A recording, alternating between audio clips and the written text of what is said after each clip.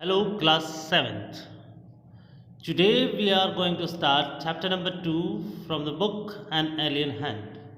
And chapter's name is Bringing Up Kari. Bringing up is a phrasal verb that has meaning देखभाल करना या किसी का पालन पोषण करना, लालन पालन करना. ओके, किसी बच्चे को पालना, किसी बच्चे को लालन पालन करना या पालना.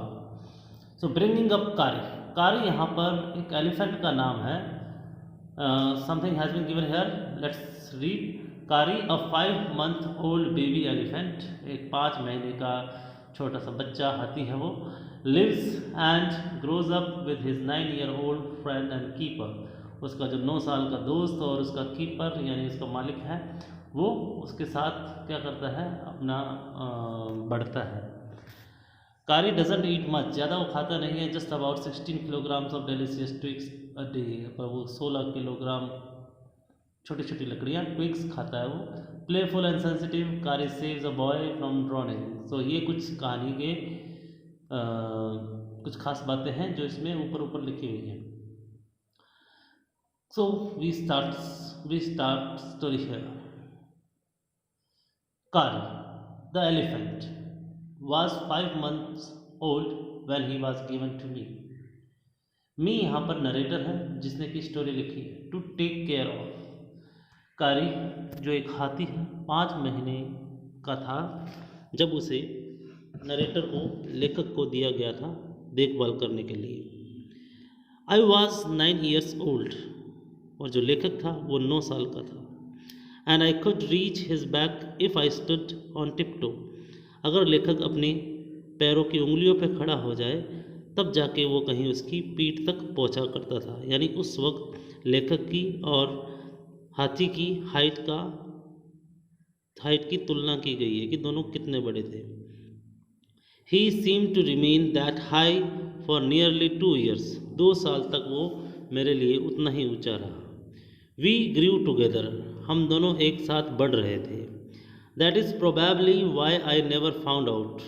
इसीलिए शायद मुझे कभी पता ही नहीं लगा just how tall he was, कि वो आखिरकार कितना बड़ा था. He lived in a pavilion. वो एक पेवेलियन में रहा करता था. पेवेलियन मतलब घर के बाहर एक छोटी सी कुटिया सी बनाई होती है, जगह बनाई होती है, बाड़ा कह सकते हैं हम. Under a thatched roof which rested on thick tree stumps so that it could not fall in when Kari bumped against the poles as he moved about. एक छोटा सा पेवेलियन बाड़ा बना हुआ था जो कि एक थैच्ड रूफ का, सूखी सूखी घास वाले एक छत का बना हुआ था, जो कि बड़े बड़े पेड़ों के तने के ऊपर टिका हुआ था. उसके ऊपर इतने बड़े बड़े तना इसलिए लगाया था ताकि अगर कारी उसके ऊपर टकरा जाए, बम्प पर जाए, उसको टकरा जाए तो वो नीचे गिर न जाए. इसीलिए ऐसे बड़े बड़े पोल के साथ में उसका मतलब सही मजबूत बना रखा था उसको. One of the first things Kari did was to save the life of a boy. सबसे पहला काम जो कारी ने किया था, कारी एलिफेंट ने किया था, वो ये था कि एक लड़के की जान बचाना. Kari did not eat much but he nevertheless needed 40 pounds of twigs a day. और कारी ज़्यादा कुछ खाता नहीं था, लेकिन कम से कम उसको जो चाहिए था वो था 40 pound ट्विक्स. छोटी छोटी हल्की हल्की लकड़ियाँ ट्विक्स कहलाती हैं, वो चाहिए थे उसे हर रोज़. क्या? To chew and play with. उसके चबाने के लिए और उसके साथ खेलने के लिए. Every day I use to take him to the river in the morning for his bath. रोज़ाना जो लेखक है वो उसे अपने साथ ले जाया करता था सुबह सुबह नहलाने के लिए. He would lie down on the sand bank while I rubbed him with the clean sand of the river for an hour. और जो लेखक है वो उसे हमेशा रेत के किनारे पर ले जाया करता था और उसके शरीर को अच्छी तरीके से 1 घंटे तक रगड़ा करता था, बहुत देर तक, और वो वहाँ पर घंटों तक लेटा रहता था. ऑन कमिंग आउट, जब वो वहाँ पानी से बाहर आता था, his skin would be shining like ebony. और उसकी स्किन एकदम इबोनी चमकती थी, यानी काली काली हो जाती थी बहुत अच्छी तरीके से और चमका चमका करती थी। एंड ही वुड स्क्वील, और वो मस्ती में चिल्लाता था, with pleasure as I rubbed water on his back, जैसे ही उसके पीठ पर पानी रगड़ा जाता था तो वो बहुत खुशी से चिल्लाता था। Then I would take him by the ear, फिर उसके कान पकड़कर मैं उसे लेकर आता था। Because that is the easiest way to lead an elephant, क्योंकि यही एक आसान तरीका था किसी हाथी को काबू करने का या किसी हाथी को अपने साथ रखने का। And leave him on the edge of the jungle, और उसे जंगल के किनारे पे छोड़ दिया करते थे। While I went into the forest, और इसी दौरान मैं जंगल के अंदर चला जाता था, to get some luscious twigs for his dinner, उसके रात के खाने के लिए बढ़िया ल्यूसियस जूस वाली जूसी जो ट्विक्स होती थी अच्छी अच्छी, वो लेने के लिए चले जाते थे। One has to have very sharp hatchet, और जो हाथी पालते हैं उनके पास बहुत तीखी हैचेट यानी तीखी कुल्हाड़ी होनी चाहिए, to cut down these twigs, ऐसी छोटी छोटी जूसी लकड़ियों को काटने के लिए उनके पास बहुत अच्छी क्या होनी चाहिए, हैचेट यानी कुल्हाड़ी होनी चाहिए। It takes half an hour to sharpen the hatchet, because if a twig mutilated an elephant will not touch it, क्योंकि ये इसको कम से कम आधा घंटा तो उसे तीखा करने में, शार्पन मतलब तीखा करने में लगता था, क्योंकि अगर एक भी ट्विग म्यूटिलेटेड मतलब कि सही तरीके से एक बार में नहीं कटी या कुछ भी मोड़ वगैरह उसमें रह गया तो एलिफेंट उसे क्या करेगा, टच भी नहीं करेगा। It was not an easy job to get twigs and sapling for Kari के लिए ट्विग्स लेके आना, ये जो खाने की लकड़ियाँ लेके आना, और सैपलिंग्स मतलब नए नए पौधे, जो saplings we can say that कि छोटा पौधे का छोटा स्वरूप, ये सब कुछ लेके आना इतना आसान नहीं था। I had to climb all kinds of trees, मुझे हर तरह के पेड़ के ऊपर चढ़ना पड़ता था, to get the most delicate and tender twigs, सबसे क्यों कह सकते हैं नाजुक और सबसे इजी सबसे जूसी जो ट्विग्स होती थी उसको लेके आने के लिए।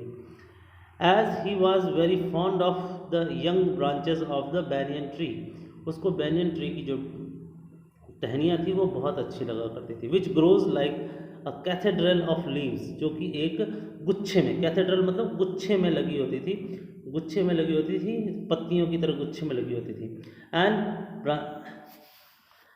Branches I was gathering some, और मैं वही इकट्ठे कर रहा था। One spring day in March, एक ये स्प्रिंग मतलब मौसम की बात कर रहा है, ये बसंत का दिन था मार्च के महीने में।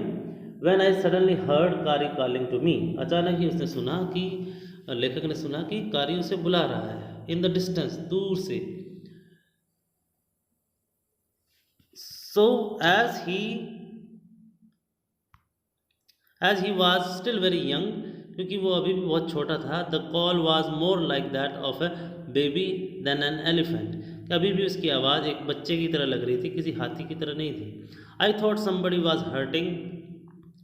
हर्टिंग हिम, मैंने सोचा कि कोई उसे क्या कर रहा है, चोट पहुंचा रहा है या उसे कोई छेड़ रहा है।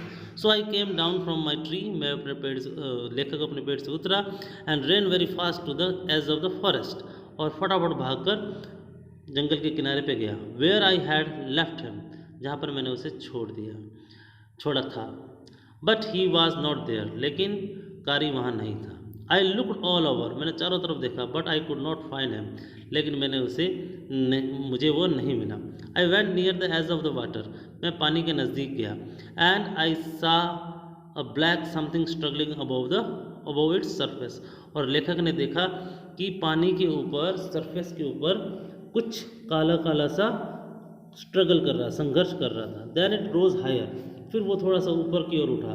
It was the trunk of my elephant, वो लेखक के हाथी की सूंड थी। I thought he was drowning, मैंने सोचा कि वो डूब रहा है। I was helpless because I could not jump into the water and save the 400 pounds of him since he was much higher than I, और लेकिन जो लेखक था वो बहुत ही हेल्पलेस था, किसी तरह की मदद नहीं कर सकता था, क्योंकि जैसे ही वो जब पानी के अंदर जब मारता तो भी उसको बचाकर 400 पाउंड के उस हाथी को बचा के लेके आना उसके लिए बहुत ज़्यादा मुश्किल था। So here we end for today. The second part will be given to you in the next video.